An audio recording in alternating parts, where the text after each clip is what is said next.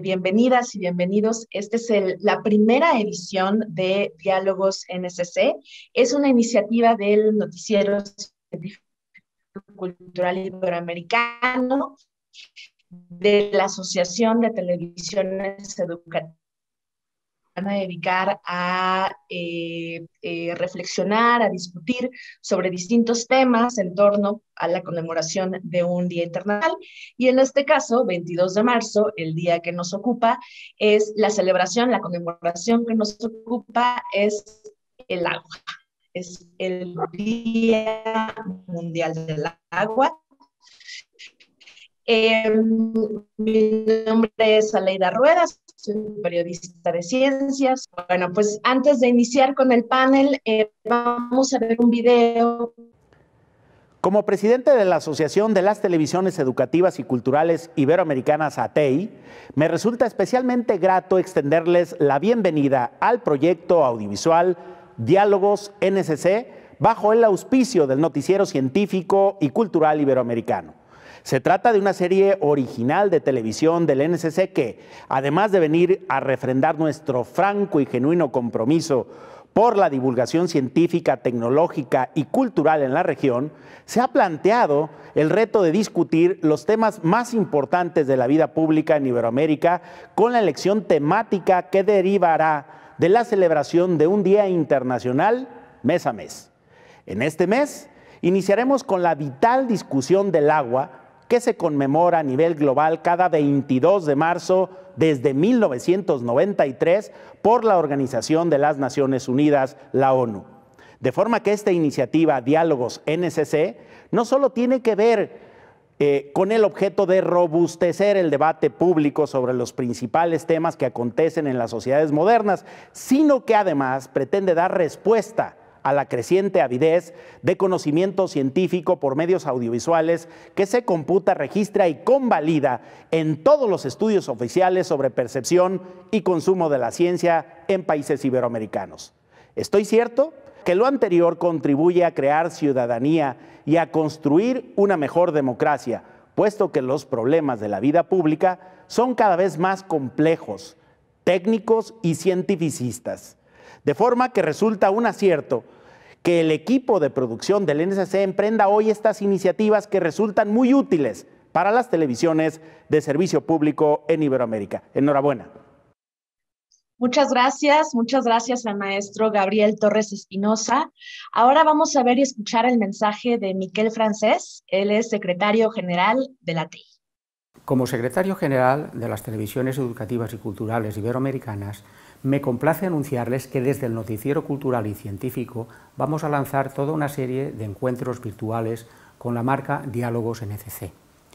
Diálogos necesarios en estos tiempos de resiliencia, con el objetivo de dar mayor visibilidad y difusión a los diferentes temas que se desarrollan en el ámbito científico, tecnológico y cultural, con la finalidad de potenciar la presencia del Noticiero Científico y Cultural Iberoamericano en la multidifusión digital de las redes sociales. La idea pretende elegir un día conmemorativo a nivel internacional, que cada mes puede ayudarnos a reflexionar sobre los avances en la comunidad científica, tecnológica o cultural. Este relato virtualizado se desarrollará a través de una serie de webinars, donde expertos, profesionales y representantes de las administraciones públicas, con un amplio dominio sobre los temas elegidos, dialogarán en cada cita mensual a partir de unas temáticas que deberán dar continuidad a ese diálogo permanente y necesario de la cooperación internacional de nuestra región, con una especial atención a los indicadores sociales, culturales, científicos o económicos. En este sentido, el primer diálogo se centrará en un tema medioambiental clave, como es la crisis del agua en América Latina. Esta primera entrega de webinar será transmitida vía Zoom, a través de nuestras redes sociales, con la intención de impactar en las redacciones de los medios que son socios de NSC. Se elegirán expertos de cada uno de sus países para lograr una mayor cobertura y penetración de nuestra iniciativa. De hecho, en esta ocasión compartimos la organización del evento con la red de televisión de las universidades del Estado de Chile, quien también transmitirá el diálogo a través de sus redes sociales. El formato pretende una dinámica donde participarán 2 ponentes y una persona moderará el encuentro mediante un eje de preguntas. Habrá un tiempo para que cada ponente exponga y se podrá entablar un diálogo. El evento está programado para tener una duración de 60 minutos y también se tomarán en cuenta las preguntas y comentarios de la audiencia virtual. Esperamos que con esta iniciativa colaborativa, la Asociación de Televisiones Educativas y Culturales Iberoamericanas una vez más fortalezca sus lazos de cooperación entre sus países miembros, en aras de reducir las brechas sociales, tecnológicas y económicas, así como enriquecer el flujo comunicativo en los contenidos de calidad para tener bien informada al conjunto de la ciudadanía. Y bueno, a mí me da mucho gusto estar acompañada de estos dos y esta panelista. Se los voy a presentar rápidamente. Nos acompaña desde México Paola Gordon Luna. Ella es especialista en gestión de recursos naturales, estudió biología y manejo de proyectos en la Universidad de Panamá y en la Universidad de Utah. Es maestra en ciencias en manejo de recursos naturales por la Universidad de Guadalajara, coordinó la red del agua para América Latina y el Caribe, actualmente está en el Banco Interamericano de Desarrollo, donde brinda a los gobiernos asistencia técnica para mejorar los sistemas de agua potable y desarrollar estrategias de planificación hídrica. Paola, muchísimas gracias por acompañarnos, bienvenida. Nos acompaña desde Chile Aldo Saavedra Fenoglio. Él es ingeniero químico civil, doctor en ingeniería química, académico del Departamento de Ingeniería Química de la Universidad de Santiago. Él es investigador del Laboratorio de Procesos de separación por membranas del Departamento de Ingeniería Química. Su principal línea de investigación es la desalinización y el tratamiento de aguas para su empleo en riego agrícola, agua potable y procesos productivos. Bienvenido, Aldo. Muchas gracias por acompañarnos. Y finalmente, desde Argentina nos acompaña Walter Pengue. Él es ingeniero agrónomo con formación en genética vegetal, doctor en agroecología, es también miembro del grupo ejecutivo del proyecto de la economía, de los ecosistemas y la biodiversidad en agricultura y alimentos de Naciones Unidas, director del Grupo de Ecología del Paisaje y Medio Ambiente de la Universidad de Buenos Aires, ha sido miembro del panel de los recursos de las Naciones Unidas, así como de la plataforma intergubernamental científico-normativo sobre diversidad biológica y servicios de los ecosistemas, conocido como IPBES.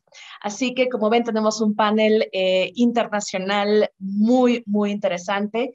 Les recuerdo que vamos a anotar todas sus preguntas, de hecho, se los solicitamos, que vayan anotando sus preguntas y sus comentarios en esta transmisión a través de Facebook, y más adelante podremos retomarlas para iniciar una breve dinámica de preguntas y respuestas con nuestros panelistas.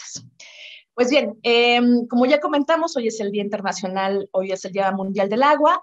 Como sucede en estos días, pues se crean para generar conciencia, ¿no?, sobre algún tipo de tema. En este caso se trata de generar conciencia de la relevancia y el valor del agua, de la necesidad de que haya una gestión sostenible del agua, todo de estos desafíos que todavía tenemos en 2021 para que la población global acceda al agua potable. De hecho, de acuerdo con Naciones Unidas, todavía hay cerca de 2.200 millones de personas que viven sin agua potable y también más de 15 países que experimentan un estrés hídrico, es decir, están agotando sus recursos hídricos disponibles. Entonces, en toda esta discusión, a pesar de que se puede tomar el tema desde distintos ángulos y reflexiones, puede que un tema poco visible es el tema científico. Por eso este panel está dedicado a responder qué dice la ciencia, qué dice la ciencia para determinar aspectos fundamentales como la escasez de agua, la calidad de agua y la disponibilidad de agua. Así que en este primer bloque quisiera explorar con nuestros invitados e invitada la cuestión de qué dice la ciencia para medir y caracterizar la crisis hídrica. Aldo, quisiera Preguntarte en ese mismo sentido, tú estás muy dedicado a la cuestión de la calidad del agua, entonces me gustaría preguntarte qué dice la ciencia sobre el nivel de calidad del agua disponible que tenemos en la región y específicamente esta cuestión de por qué el tratamiento de aguas residuales y la desalinización son todavía prácticas incipientes en nuestra región. Adelante, por favor. Encantado. ¿Qué tal? ¿Cómo están ustedes? Muy a gusto de participar con Walter y Paola y Aleida como moderadora. Quisiera tratar de compartir y espero tener un poco más de suerte en términos de que efectivamente puedan visualizar un par de diapos que tengo preparadas para hacer un poco más entretenida la presentación. ¿Se ve? Adelante, sí. Si la Perfecto. pones en Sí. presentación Bueno, completa, la básicamente vemos. la primera diapo es simplemente para instalar el tema con todos los logos correspondientes y efectivamente destacando que el eslogan correspondiente a esta celebración del 22 de marzo corresponde al valor del agua o valoremos el agua, dependiendo cómo traduzcamos. Abajo están, ¿no es cierto?, fotos donde habla de la desertificación y la sequía. Quiero destacar un poco que hay que recordar que los 17 de junio hay una conmemoración hermana donde se celebra el Día Mundial de Lucha contra la Desertificación y la Sequía, y digamos un poco para recordar eso. Tenemos luego el mar, predominantemente, ¿no es cierto?, el agua es de origen salado. Aquí tenemos la molécula de agua, que en el fondo, desde el punto de vista como ingeniero químico, no puedo olvidarla, porque quiero mencionar que justamente las propiedades del agua y la importancia del agua están asociadas a sus características químicas. Luego vienen las plantas de tratamiento, que vamos a hablar, y enseguida, digamos, el producto que es el agua potable o agua para procesos. Bueno, al respecto, quiero mencionar, esto obviamente no lo voy a leer todo, simplemente es una especie de memoria para indicar que la relación de la crisis hídrica con el cambio climático global es directa. El caso del cambio climático global, que es antropogénico, aquí la actividad humana ha sido la gran responsable de tener esta situación de, literalmente, como dice el secretario de las Naciones Unidas, tenemos un planeta enfermo, efectivamente se revierte en efectivamente una condición de gran estrés, sequía, desertificación del agua en diferentes partes del mundo. Y hay, tal como indicabas tú al inicio, efectivamente tenemos una cantidad enorme de regiones del planeta que ya están desertificados. Se habla de 5.200 millones de hectáreas de tierras que, digamos, eran aptas para la agricultura, están actualmente degradadas. Hay cientos de millones de personas que están en una situación de no consumo de agua potable, y eso obviamente genera que la pandemia del COVID haya golpeado particularmente esas regiones. Digo que efectivamente esta pandemia ha relevado más todas estas carencias. Ahora, respecto de lo que tú mencionas en cuanto a estas alternativas para, yo hablo mitigar, no resolver la crisis hídrica, porque la crisis hídrica está muy relacionada con un problema que se ha gatillado, que tiene que ver con la crisis climática global. En primer lugar, hay dos aspectos que efectivamente tú mencionas que tienen que ver con el tema de tratamiento de aguas residuales, que tiene objetivos sanitarios y reutilización de agua, y luego el tema de la desalinización. Bueno, respecto al tema de la desalinización, efectivamente en América Latina se ha avanzado como una solución para obtener, purificar agua a partir de cuerpos salobres, a partir de agua de mar fundamentalmente, y productos que se utilizan para producir agua potable para industrial y minero. Y menciono básicamente tres casos porque son probablemente los más relevantes. En nuestro país, que lidera a nivel latinoamericano la desalinización de agua de mar, estamos actualmente desalinizando el orden de 500.000 metros cúbicos de agua. Estamos hablando de 500.000 toneladas de agua, de las cuales el 70% van para minería. Estamos hablando del norte, el país donde no hay disponibilidad por las condiciones iniciales, digamos, geográficas de agua, no llueve.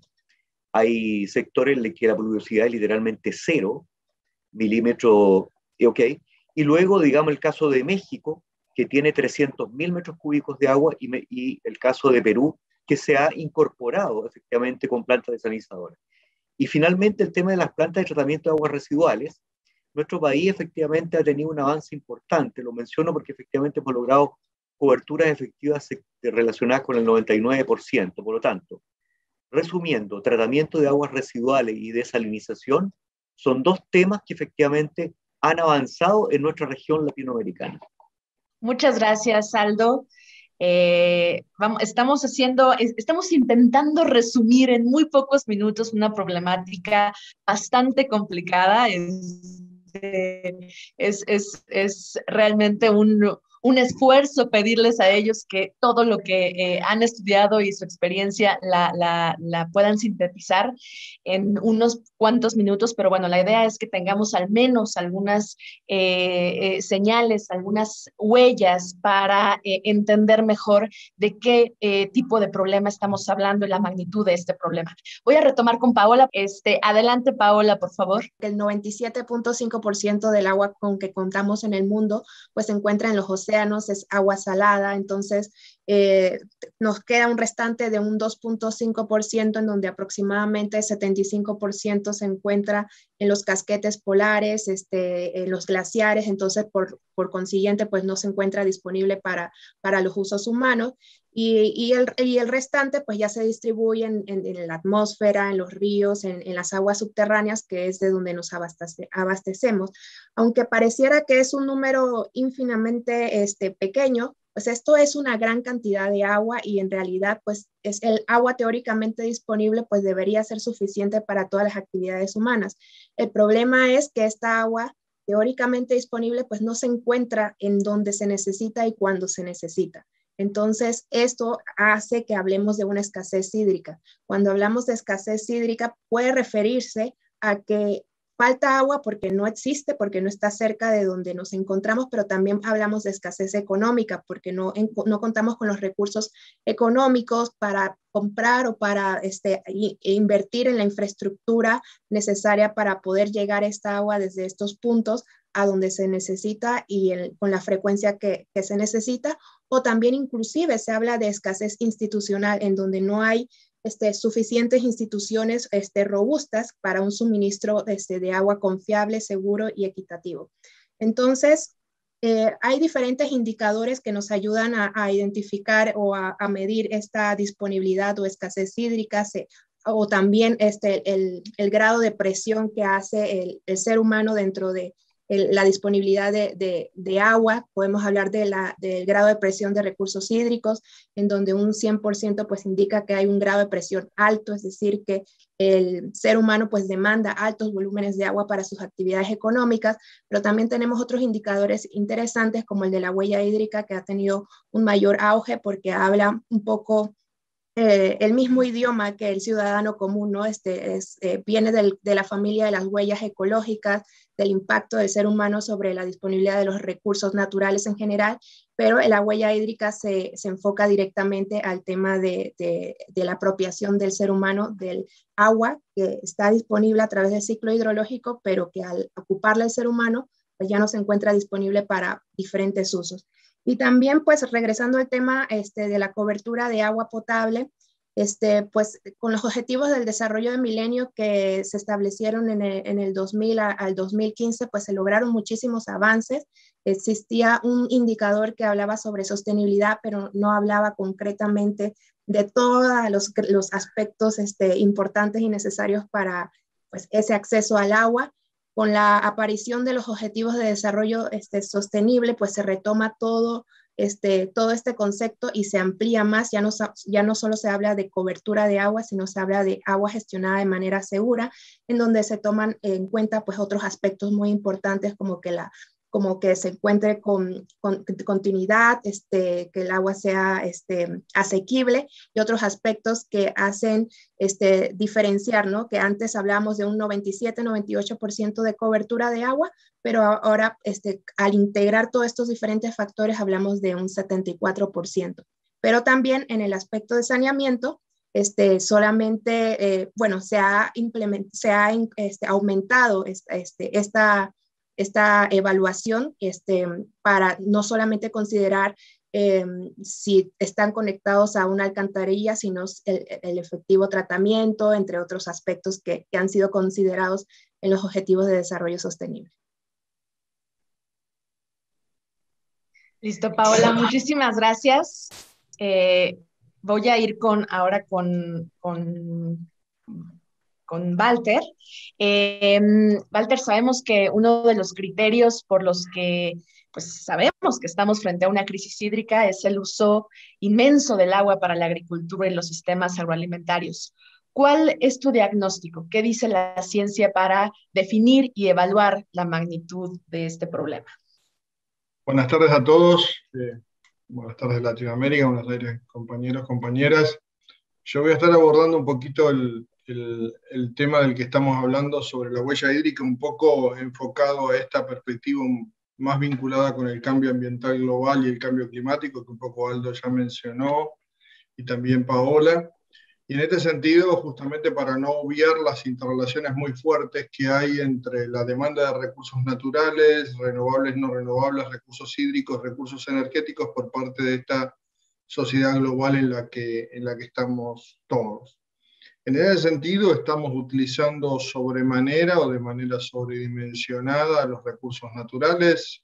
Hoy es el Día Mundial del Agua, ayer debemos recordar, 21 de marzo, que ha sido el Día Mundial de los Bosques, y de alguna forma estos recursos están fuertemente vinculados unos con los otros. Y en ese sentido, lo que me parece importante es destacar que a pesar de todos los avances científico-tecnológicos que venimos teniendo un poco a escala planetaria, una de las cuestiones importantes que estamos enfrentando es que hay una buena parte del mundo y de América Latina que tiene hambre de agua. Es decir, en ese sentido, la situación vinculada con el uso del recurso estratégico hoy en día sigue siendo muy, muy compleja. Por ahí, visto esto, no tenemos que olvidarnos qué es lo que está sucediendo con los indicadores también, y con estos indicadores globales, en la cuestión básica de que, por un lado, estamos perdiendo biodiversidad, avanzando los procesos de deforestación, aumentando un montón de presiones muy, muy fuertes sobre los recursos. Y en ese sentido, los indicadores de Rockström nos lo muestran claramente, que el termómetro de muchos de estos procesos ha explotado. Los problemas del agua dulce son uno de ellos, los problemas vinculados con el agua salada son otros, y esta interrelación permanente que hay entre uso de recursos y sobreexplotación está muy, muy intensificada hoy en día. CELIP es uno de los grupos de Naciones Unidas que más ha trabajado sobre estos temas, ha vinculado muy fuertemente las cuestiones de biodiversidad, de agrobiodiversidad, que de alguna manera es un poco el trabajo en el que estamos nosotros, y sus vinculaciones sobre la explotación del recurso hídrico como tal. La propia CEPAL acaba de lanzar un documento mundial hace unos 4 meses atrás, donde destaca la prevalencia de los recursos naturales y la riqueza que América Latina tiene en cuanto a esos recursos naturales, incluido el agua dulce y sus vinculaciones con la biodiversidad, pero que de alguna manera es más que claro que no están llegando a una buena parte de la población, justamente porque estamos apuntando, quizás, y lo vamos a ver un poquitito más adelante, a una sobreexplotación de recursos, un cambio de uso del suelo. Ese cambio de uso del suelo produce problemas. Estos problemas se ven claramente cuando uno arrasa esos suelos, cómo de alguna manera se lavan esos suelos y se generan, por un lado, en sociedades que han sido hídricas históricamente en América Latina, desde las chinampas en el manejo del recurso hídrico en el norte del continente, hasta los cultivos en terrazas en el sur del continente, estamos teniendo cuestiones importantes. Y se generan conflictos ecológicos distributivos, con tensiones muy fuertes sobre el uso del recurso, porque, bueno, no solamente estamos exportando bienes, sino que para la producción de esos bienes estamos utilizando más que intensamente el uso de los recursos, entre los cuales el agua realmente es importante. Y a lo último que menciono es que esta vinculación de cambio ambiental global, cambio climático, nos va a hacer perder, y lo saben muy claramente todos los expertos colegas de la cuenca amazónica, el fuerte desplazamiento que los ríos voladores van a tener, y que de alguna manera nos llevan a una intensa y mayor certificación. Por eso, principio de prudencia, efecto Titanic, para tener en cuenta todo esto. Muchas gracias. Muchas gracias, Walter. El segundo bloque, nos vamos a ir muy rápido porque pues tenemos poco tiempo. El segundo bloque está dedicado a que nos cuenten desde sus propias trincheras el asunto de la pandemia. Ya más o menos entre los tres nos dieron este big picture, ¿no? Este escenario no muy alentador, aunque con varios esfuerzos positivos en nuestra región. Sin embargo, bueno, parece difícil pensar que la pandemia por COVID-19 no haya tocado pues cualquier área de la vida del ser humano y claramente el agua no es la excepción. Así que esto le agrega una capa de complejidad más a la emergencia hídrica. Así que quisiera que nos contaras, Paola, qué impactos tuvo la pandemia en la gestión del agua en la región y para no solamente quedarnos con el lado negativo, qué impactos, pero también qué oportunidades tú observas que surgieron a partir de la pandemia. Claro que sí, Aleida, muy interesante la pregunta porque efectivamente, ¿no? Ha tenido oportunidades, ha tenido impactos positivos y ha tenido impactos negativos, ¿no? En términos pues, de la pandemia per se, pues hemos visto que pues se ha reconocido la importancia del agua para pues, la salud pública, ¿no? La importancia del lavado frecuente de manos para reducir los contagios. Hemos visto muchísimos comerciales y mensajes diciendo que pues tenemos que lavarnos las manos unos 20 o 30 segundos. Sin embargo, pues dejan la llave abierta, entonces hay que considerar pues que aún a pesar en la pandemia, pues tenemos que ser corresponsables en el uso eficiente del agua. Hubo para los organismos operadores de agua, en general en el caso de México, pero también en otros casos de América Latina por varios estudios que se han estado realizando, un aumento entre el 40 y el 60% del consumo de agua doméstica en los hogares, ¿no? Debido a la pandemia por el incremento de estas actividades de limpieza y de higiene. Sin embargo, pues hubo un descenso en el volumen de agua utilizada por las diferentes industrias. Sin embargo, pues este descenso pues no ha sido de una manera muy significativa. Pero sí es muy significativo el impacto que tiene para los organismos operadores porque hay mayores tarifas para los usos industriales que para los usos domésticos y también al encontrarnos en un contexto de crisis económica por todos los efectos de la pandemia, pues se han reducido los ingresos en los hogares y muchas de las respuestas a esa reducción en los ingresos ha sido pues no pagar el agua.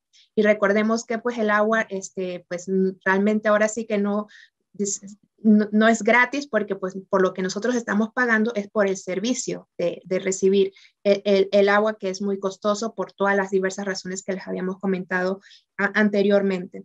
Otra importancia o tema que ha resurgido ahora con la pandemia es los estudios importantes epidemiológicos que se han hecho en las aguas residuales en donde se pueden detectar trazas del virus y esto ayuda pues a determinar a las autoridades cuando ya hay una epidemia en desarrollo en alguna colonia o en una ciudad en particular e implementar un poco las medidas antes de tiempo para que o en el tiempo preciso para que no afecte pues la economía del hogar y se reduzcan los contagios. Entonces, esto ha detonado bastante en el área de la ciencia y la tecnología, importancia de hacer estudios de contaminantes emergentes, como puede ser en este caso pues el virus, pero también puede ser otro tipo de contaminantes o otro tipo de aplicaciones, por ejemplo, en la detección de drogas en las aguas residuales o otros tipos de contaminantes como pueden ser los microplásticos y otras medicinas y hormonas que se encuentran en las aguas residuales y que al final están contaminando nuestros recursos hídricos y que al final pues afecta todo el ciclo hidrológico. Perfecto, Paola. Sí, como vemos, impactos y también oportunidades de investigación, claramente. Aldo, en tu área, en tu trinchera, ¿qué tipos de impactos y oportunidades has visto que tuvo la pandemia? Pues en el tratamiento de aguas, en el saneamiento, en la desalinización, no sé, ¿qué tipo de cosas, de ventajas y desventajas nos trajo esta pandemia? Adelante. Ok, voy a compartir una pequeña diapo justamente para mostrar tres aspectos que me parecen relevantes. De hecho, ya Paola trabajó un poco el tema de justamente este desarrollo de test que se aplican sobre aguas usadas, aguas residuales, para detectar y prever, controlar pandemias. Bueno, en primer lugar hay una relación directa, y eso evidentemente es un tema desde el punto de vista de la salud humana, entre enfermedades y específicamente la pandemia del coronavirus con la disponibilidad de agua. Estamos hablando de agua potable, un agua que está sanitizada.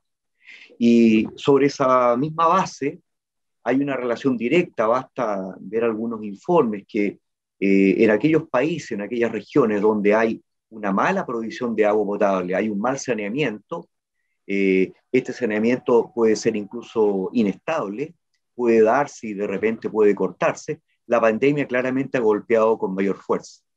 Ahora, la gestión del agua se transforma, por lo tanto, en un elemento clave para luchar contra las enfermedades y específicamente contra la pandemia. Básicamente porque posibilita adecuadas medidas de higiene. O sea, es impensable, por ejemplo, que en un lugar donde está lo que nosotros denominamos la primera línea, que son básicamente los hospitales, las clínicas, donde están tratando enfermos que llegan en una condición grave, disculpen, justamente posibilita que esto pueda, efectivamente, que el enfermo tenga alguna posibilidad incluso de sobrevivencia. Por lo tanto, el tema de la higiene es muy importante.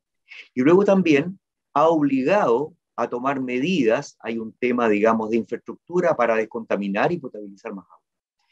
El aspecto que mencionaba Paola, lo voy a mencionar rápidamente también, en el sentido de que hay países, nosotros tenemos alguna experiencia ya en algunas plantas de tratamiento en Chile, que se han desarrollado algunos test para detectar el COVID, y eso permite justamente a los organismos públicos que puedan anticiparse a controlar pandemias y de rebrotes. Pero hay otro aspecto importante, y desde el punto de vista de la ingeniería nosotros lo mencionamos como un aspecto muy relevante que tiene que ver con la digitalización. Vale decir, la pandemia del COVID derechamente ha transformado, catalizado todo. No solamente la vida social, económica, productiva, sino que las relaciones entre las personas. Y eso se ha logrado gracias a que hemos estado en una digitalización progresiva, justamente, y tal como indica acá, como una herramienta para sostener, mantener y mejorar la calidad de los servicios, las relaciones entre las personas. En conclusión, lo que puedo decir respecto de ello es que efectivamente el tema de la digitalización, justamente en el marco de esta pandemia, ha sido un elemento muy importante. Y quiero decir con mucha cautela de que esto efectivamente es el comienzo de algo probablemente que se va a mantener en el tiempo. El sector agua específicamente debe prepararse, aumentar su infraestructura para un futuro que es claramente incierto. Y en ese sentido, justamente mediante digitalización de procesos, ¿okay?, que apoyen medidas de distanciamiento físico, que mejoren las actividades productivas, que efectivamente, en definitiva, permitan, digamos, provocar profundos cambios tecnológicos, como derechamente en el año 2020 se han visualizado, también cambios hacia la gestión, hacia las relaciones entre las personas. Por lo tanto, en resumidas cuentas, la crisis hídrica y la pandemia del COVID han estado entrelazados y, considerando lo terrible que ha sido esta pandemia, ha entregado los elementos para avanzar en estos aspectos que desde el punto de vista de la ingeniería nosotros visualizamos como el tema de la digitalización de procesos. Muchas gracias, Aldo. Walter, cierro contigo este bloque sobre pues también los impactos y las oportunidades que tú has visto que tuvo la pandemia, pues específicamente en tu área, el uso agrícola del agua. Adelante. Bueno, muchas gracias. Yo voy a llevar un poco el tema al tema de experticia en el que trabajamos, que tiene que ver con el sistema agropecuario y su vinculación con el uso de recursos hídricos.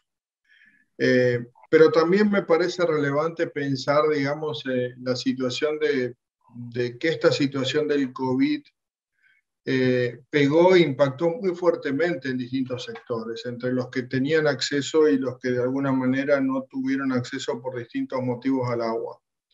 Y en ese sentido, la generación de enfermedades producidas y las muertes vinculadas, especialmente en los sectores más pauperizados de la población de América Latina, no podemos dejarla de soslayo en términos de los costos en vidas humanas y los impactos que esto ha generado sobre ello. Y también recordar y tener en cuenta el hecho de que, si bien el agua para algunos es un recurso cuyos servicios deben ser cubiertos, también existen movimientos sociales en América Latina que cuestionan y que alertan sobre esta situación en particular y que también son tan respetables o tanto como nosotros. Y en esa perspectiva me parece muy importante.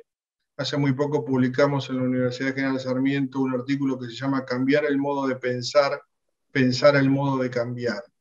Y si no escalamos, si no cambiamos el modo de pensar y la forma de cambiar, es decir, vamos a estar trabajando recurrentemente sobre los problemas sin alcanzar las soluciones de fondo. Entonces, esa perspectiva de ciencia postnormal para abordar estas situaciones que son de complejidad ambiental, me parece que es muy importante llevarlo adelante mucho más allá que la propia tecnología per se. En el caso de la situación de la agricultura y el COVID, y en el caso, por ejemplo, de la Argentina como tal, nos hemos planteado y nos venimos planteando históricamente. Si ustedes saben que los argentinos somos expertos en crisis recurrentes cada 10 años, y de alguna manera estas crisis nos han servido también para generar nuevas oportunidades de producción y de planteo vinculado con eso. Y en ese sentido el impacto del COVID ha sido muy, muy fuerte sobre el sistema alimentario,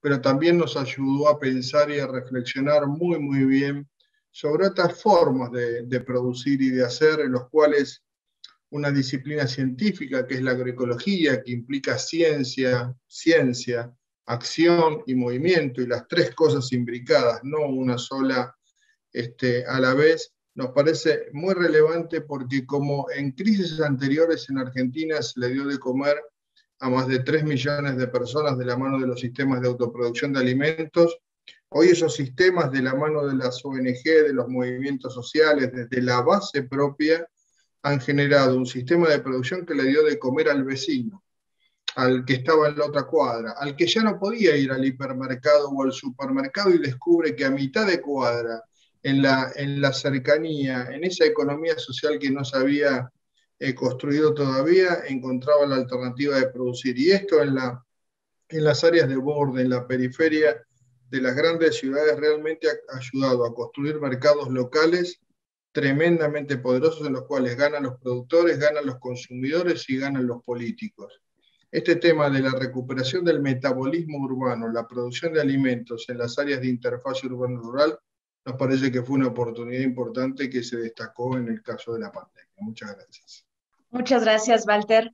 Bueno, tenemos 10 minutos más para este último bloque porque no quisiéramos dejar esta sensación de todo es muy complicado o complejo en el sentido más positivo para ver las problemáticas, porque también hay, como ya lo mencionaban nuestros panelistas, un enfoque de soluciones, un enfoque que nos permite aprovechar la crisis, la pandemia, para ofrecer desde la ciencia, y no solamente la ciencia que llaman exactas o las ingenierías o las ciencias ambientales, sino también las ciencias sociales, la economía, la psicología, la ciencia política, que nos ayudan a entender aspectos pues desde la mala regulación, la falta de incentivos, hasta cuestiones tan en el corazón de la misma pandemia como nuestros patrones de consumo.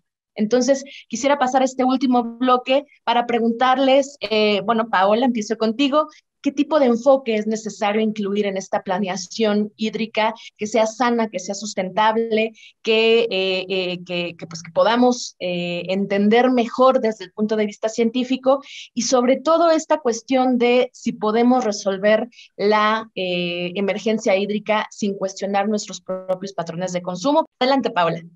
Gracias, Aleida. Sí, claro que sí. Bueno, la respuesta simple es no hay un solo enfoque. Ahora sí que todo debe ser más holístico, todo tiene que ser más integral. Cada región tiene sus condiciones particulares.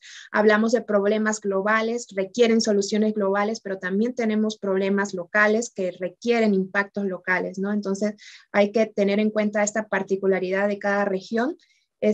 Y también pues a los profesionales del sector del agua pues nos encanta hablar de gestión integrada de recursos hídricos, planeación por cuencas, enfoque basados en ecosistemas, a los urbanistas un poco el enfoque basado en paisajes y en el territorio, Pero todos estos enfoques tienen principios en comunes, como lo son la planeación participativa, la toma de decisiones basadas en ciencia y evidencia, porque vivimos en un entorno de incertidumbre profunda con todo el tema del cambio climático, pero pues con cambio climático o sin cambio climático, pues la ciencia nos dice que tenemos que ser más eficientes en el uso del agua, que tenemos que ser más corresponsables en el uso del agua. La respuesta no está en un solo sector.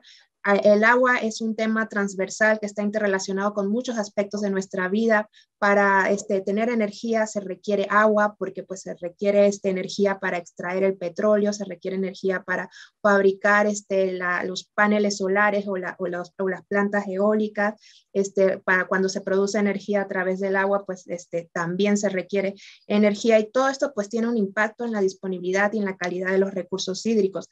Obviamente también, como bien comentabas, nuestros patrones de consumo, el patrón de consumo con respecto a cómo nos alimentamos, cuánta agua se necesita para producir todos esos alimentos que consumimos, cuánta agua se requiere para elaborar pues nuestra vestimenta, todo el tema tecnológico, los minerales que utilizan todos los aparatos tecnológicos que utilizamos.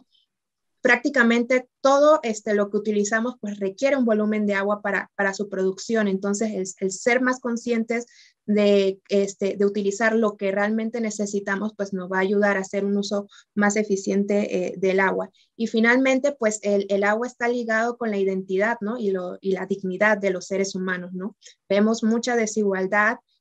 Todavía hay más de 34 millones de personas en América Latina sin acceso al agua potable y al saneamiento. Entonces imagínense, nada más nos imaginamos un día que nos quedamos sin agua, el caos que se vuelve en nuestras vidas. Entonces está mucho relacionado con la educación, quiénes son las mujeres normalmente, y las niñas son las que se tienen que quedar a que llegue la pipa de agua, o son las que van a los pozos cuando no cuentan con agua en el hogar, o no tienen la privacidad de poder tener un baño en su casa. Entonces, ¿quiénes son también afectados, ¿no? por esta falta de acceso, y cómo eso influye en el desarrollo económico y en la reducción de la pobreza, no solamente de aquellas comunidades que no cuentan con ese agua, sino de todo el país o la región en general? Entonces, el agua pues no solo es fuente de vida, sino que es sinónimo de desarrollo social, pero también económico.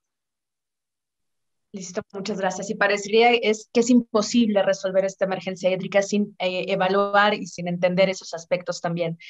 Aldo, por favor, ¿qué ciencia tenemos en la región para el tratamiento de aguas? ¿Qué se está haciendo ya que nos sirva para enfrentar estos retos hídricos del futuro? Y de nuevo, que si podemos resolver esta emergencia hídrica sin cuestionar nuestros propios patrones de consumo. Adelante, por favor. Mencionaba justamente que está absolutamente relacionado el tema de ciencia, tecnología, conocimientos, aspectos políticos, decisiones de integración social, todo esto último que se hablaba en torno a la economía circular, justamente para reducir la cantidad de desperdicios que está botando nuestra sociedad y las fuentes productivas justamente y que contaminan. Entonces, al respecto, sobre la base de centrar en agua para consumo humano y procesos productivos, considero que es muy importante el rol de las universidades, el rol de los centros de investigación. Claramente estamos en una sociedad de altísimo consumo, de sobreconsumos. Es una sociedad efectivamente, literalmente consumista, pero es una sociedad que consume de una manera desigual. Y hay un tema que ya lo mencionaba Walter, efectivamente, que tiene que ver con cómo nos hacemos cargo de aspectos que propendan a la equidad social, a la integración social. Este es un tema económico, es un tema tecnológico, pero también es un tema político. Hay muchas estadísticas, muchas encuestas. Por ejemplo, menciono el hecho de que, de acuerdo a los datos publicados por un instituto, nosotros estamos específicamente, menciono el caso de Chile, en el lugar 18, estamos entrando en una condición, dado que somos un país mediterráneo, de riesgo hídrico extraordinariamente alto. México se encuentra también en una condición complicada, en la zona, digamos, de la Baja California. Debo mencionar que los recursos son finitos, ¿ok? Y que por lo tanto recursos finitos implican producciones finitas. Desde ese punto de vista, claramente puedo relacionarlo con nuestros patrones de consumo y defino 4 vías que ya están bastante bien instaladas, que permiten mitigar, no resolver el estrés hídrico. Primero, incrementar la eficiencia del uso de agua en la agricultura. Históricamente, y eso se ha mantenido en nuestro país también, alrededor del 70% del agua dulce se ocupa en agricultura. Hay un tema de tecnologización que efectivamente se están lentamente nuestras sociedades, digamos, acercando. Luego tiene que haber más inversión y cuidado de la infraestructura gris, todo lo que tiene que ver con las plantas de tratamiento. Y verde, todo lo que tiene que ver con los humedales, lo mencionaba Paola, y, ¿no es cierto?, el cuidado de las cuencas hidrográficas. Es decir, hay sectores, digamos, físicos de nuestro planeta que no pueden ser tocados. En caso contrario, efectivamente tenemos los efectos que estamos comentando. Luego está el tema de reutilización de aguas residuales. Este es un tema muy importante. Incentivos al ahorro del recurso agua. Efectivamente, somos una sociedad del despilfarro. Y finalmente, asociado al tema de la desalinización con el cual nosotros trabajamos, necesariamente, como todo proceso, lo menciono acá, requiere energía, desde el punto de vista práctico, cómo le sacamos provecho a la disponibilidad de las fuentes energéticas renovables no convencionales. Y es así, como en el norte del país, justamente donde no tenemos agua, tenemos una gran cantidad de energía solar disponible, energía eólica, y menciono con esta, digamos, par de fotografías como esta dupla de energías renovables no convencionales asociados a desalinización de agua de mar puede reportar efectivamente soluciones a una, digamos, zona completa. Estamos hablando de 5 regiones completas de nuestro país. Muchas gracias, Aldo. Walter, te toca cerrar también este bloque. Ya lo mencionaba Aldo, ¿no? Esta necesidad de aumentar la eficiencia en el uso del agua para la agricultura. Entonces, quiero preguntarte, ¿qué dice la ciencia? ¿Qué herramientas nos brinda la ciencia para optimizar los recursos naturales como el agua? Y de nuevo, ¿cómo podemos resolver esta crisis hídrica? Pues pasando de manera profunda por el cuestionar nuestros propios patrones de consumo. Adelante. Bueno, es que justamente uno de los problemas principales que tenemos tiene que ver con el patrón de consumo que nos lleva a analizar el metabolismo social. Es decir, el problema muchas veces que se achaca es, por un lado, al crecimiento de la población mundial y por el otro lado que también estamos llevando hacia lo que conocemos como una segunda ola de urbanización que está generando un consumo importante de bienes y materiales, lo cual el agua se acaba de mencionar. Es un producto central, entonces esta cuestión del análisis del metabolismo hídrico vinculado con los patrones de consumo de la población global no es un tema menor. No es un tema menor el cambio de esos patrones de consumo en una buena parte del mundo, particularmente pensando en los países asiáticos, es decir, la tendencia, a pesar de que son países ricos en agua, son países secos cuando dividimos esto en la cápita y cuando a esto le sumamos el consumo, digamos, de bienes que se están demandando de una buena parte del mundo, mucho más todavía. Entonces ahí tenemos un problema importante que tiene que ver con las pautas de consumo a nivel global y que nos alerta, es decir, esto lo trabajamos en el panel de recursos hace ya unos años y son datos en los cuales nos basamos con la UNESCO, en los cuales el gap entre la oferta mundial de agua y la demanda mundial de agua nos tiene ahí frente a las narices, prácticamente en el año 2030 con un puente roto del 60%, es decir, no va a haber agua para todo, lo que significa que de alguna manera, un poco como bien decía Aldo, vamos a tener que administrar muchísimo mejor la gestión de los recursos hídricos en función de esto y particularmente pensando no solamente en la población, sino en las pautas de consumo de esa población, que esa población tiene y pensando también en los ecosistemas y en todas las otras especies que hay en el planeta que también consumen agua y que muchas veces de esto se está olvidando. Entonces esto yo un poco focalizo mucho en esta imagen porque me parece tremendamente clara para poder entender este tema después de los flujos. Si ustedes miran el flujo mundial de agua, es decir, agua virtual que va y que fluye entre los distintos continentes, en una última publicación del TIP está planteado, es decir, marca muy claramente, y ustedes lo ven en los globos, cómo va y viene el agua en el comercio internacional de bienes primarios en particular. Entonces, esto que es muy costoso para los países, pensando en ustedes en México, entre los Estados Unidos y México, por ejemplo, en la producción de bloques de motores, ¿dónde se coloca? En el lugar más seco de la región, México, cuando en realidad esos motores luego van a la industria automotriz norteamericana. Pensando, digamos, en las producciones de América del Sur, pasa algo similar. Entonces, si esto sigue creciendo en términos de flujo mundial, no va a alcanzar el agua para todo y tendremos que regularlo, porque lo que tiene que pensar la gente es que cuando exporta sus productos, sean bienes primarios o bienes con valor agregado, lo que están exportando es el agua que utilizaron en sus territorios. Y esto es muy bueno pensarlo, por ejemplo, para el trigo argentino cuando lo exportamos a Arabia Saudita. Es decir, los árabes no tienen agua, nosotros sí.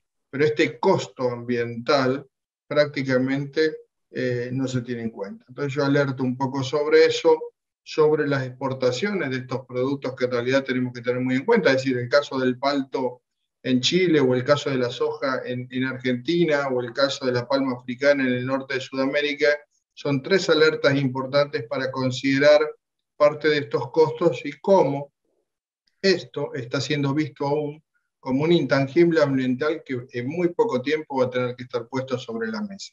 A lo que sumamos, por supuesto, los casos de la minería, en los cuales, de hecho, francamente, no alcanza solamente con el agua disponibilizada, y hay una competencia muy fuerte con respecto al recurso hídrico entre minería y producción de alimentos hoy en día.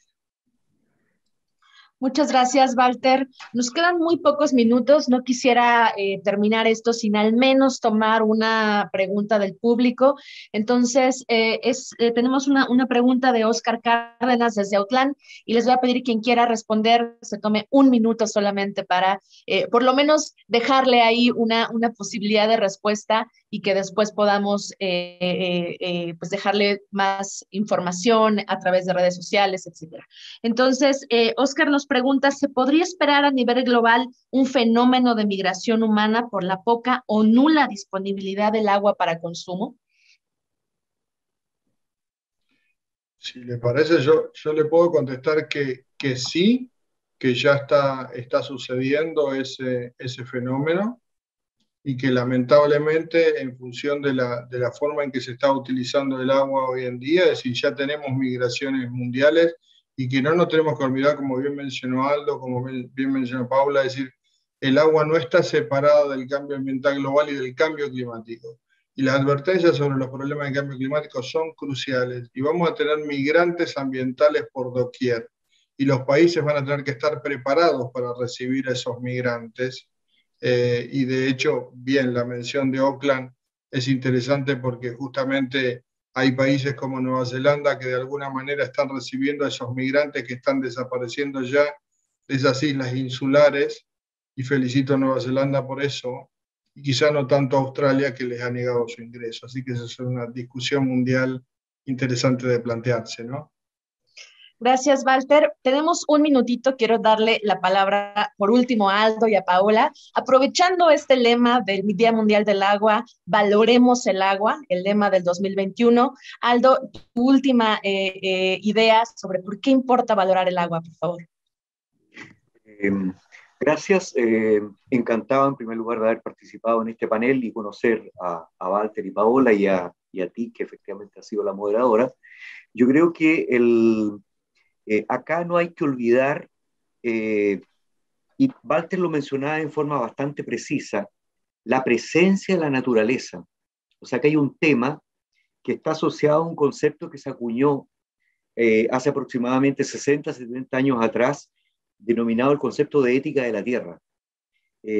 Quiero decir con bastante, digamos, precisión, que efectivamente, desde el punto de vista de la ingeniería, tendemos a olvidar de que el ser humano, la raza humana, efectivamente forma parte de la cantidad enorme de especies que están viviendo en un planeta que hoy por hoy, lamentablemente debido a la, entre comillas, estupidez humana, efectivamente está corriendo un enorme riesgo de desaparecer o poner en entredicho la propia vida. Y el otro aspecto importante tiene que ver también con el hecho de que efectivamente, y lo mencionaba Walter, el planeta tiene recursos finitos. O sea, aquí no da para repartir o transformar el planeta en una cantera de recursos naturales infinitos. Y ese es un tema que tiene que estar presente como políticas públicas en los países y a nivel mundial. Tiene que darse una discusión extraordinariamente fuerte, dura, y volver, entre otras cosas, digamos, a respetar estos acuerdos, entre otros justamente el propio Acuerdo de París, que justamente pretende ponerle el parelé de una forma un poco más seria a las emisiones gaseosas que están generando este problema del cambio climático global. Creo que aquí ha llegado el momento, y la pandemia ha indicado que efectivamente tenemos que tomar esta cosa de un punto de vista de mayor seriedad y mayor responsabilidad como raza humana. Muchas gracias, Aldo. Muchas gracias por acompañarnos. Paola, cerramos contigo. ¿Por qué importa valorar el agua? ¿Por qué importa valorarla en esta época y en este contexto, por favor? Gracias, Aleida. Muy importante, retomo también la pregunta de Oscar, las grandes migraciones, los flujos migratorios. El desarrollo de la humanidad, el agua ha jugado un rol fundamental, ¿no?, para el asentamiento de las grandes civilizaciones que normalmente se asentaban cerca de los ríos. Podemos pensar pues en el caso del río Nilo. Y ahora en estos tiempos pues sí estamos viendo migraciones importantes debido al cambio climático y a los fenómenos meteorológicos que hemos visto también en nuestra región en América Latina y el Caribe. Hace poco fue afectada Centroamérica con 2 poderosos huracanes, ¿no? Y también están enfrentando desde hace algún tiempo pues una severa sequía que tenemos fenómeno de la Niña. Y en México, acá en nuestro país, pues ya hay declaratoria de emergencia por sequía en muchos de los estados de nuestra república. Entonces, el agua es fundamental para el desarrollo de la vida, el desarrollo económico de las comunidades, es fundamental para la inclusión de la sociedad. Para mí, en este entorno de conmemoración del Día Mundial del Agua, pues tenemos que pensar que el agua es cooperación.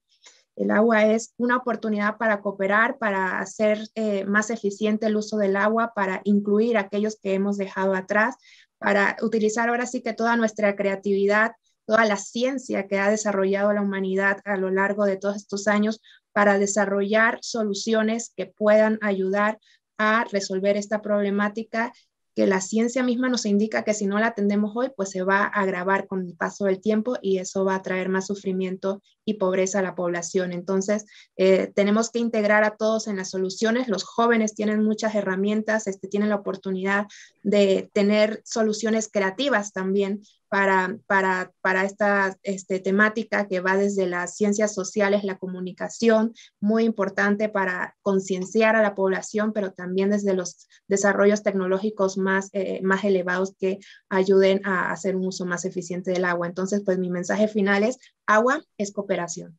Creo que es lo más importante, ¿no? Darle el valor al agua para que podamos tomar mejores decisiones sobre cómo la usamos y cómo la protegemos. Muchísimas gracias a todas y todos por conectarse, a asistir a este primer diálogo NSC dedicado al agua y sobre todo sobre qué dice la ciencia sobre nuestra emergencia hídrica. Agradezco muchísimo a nuestros panelistas, a Paola Gordon, Aldo Saavedra, Walter Pengue, muchísimas gracias por sus experiencias, su conocimiento, y a todos los seguidores de NSC Iberoamérica, USTV Chile y Canal 44 en este Día Mundial del Agua. Les recuerdo, por favor, que pueden seguir al noticiero científico y cultural de Iberoamérica en sus redes sociales, Facebook, Twitter, Instagram, TikTok, YouTube, y también en su sitio web, noticiasnsc.com. Muchísimas gracias y que tengan buen día.